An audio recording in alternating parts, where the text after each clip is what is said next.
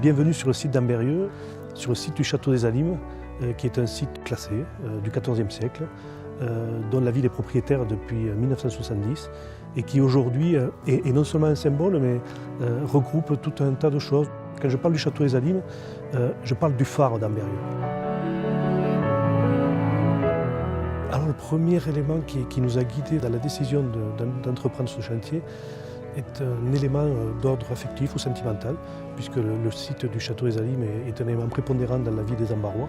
Et le deuxième, il est beaucoup plus factuel et matériel par rapport à la vétusté et par rapport à la dangerosité que pouvaient représenter certains aspects du château par rapport aux visiteurs de tous les jours.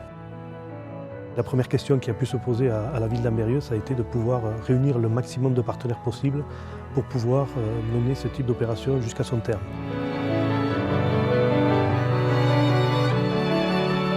Notre corps de métier, c'est la maçonnerie pierre de taille, réhabilitation, enduit chanvre, donc on œuvre surtout au patrimoine et monuments historiques. Les grosses contraintes de ce chantier, c'est surtout les délais et les grandes surfaces à traiter. Donc le donjon, nous avons piqué les joints, nous avons changé des parties de moellons qui étaient défectueux, qui étaient gelés, qui étaient instables. C'est d'une part une restauration avec les reprises de maçonnerie, des interventions sur les charpentes et le remplacement des tuiles.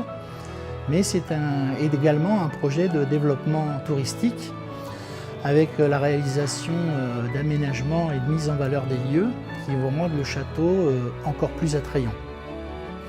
Par exemple, pour cette pièce, nous avons réalisé un escalier en colimaçon qui permet de venir dans les combles du donjon et observer cette magnifique charpente et surtout le plus beau panorama du site.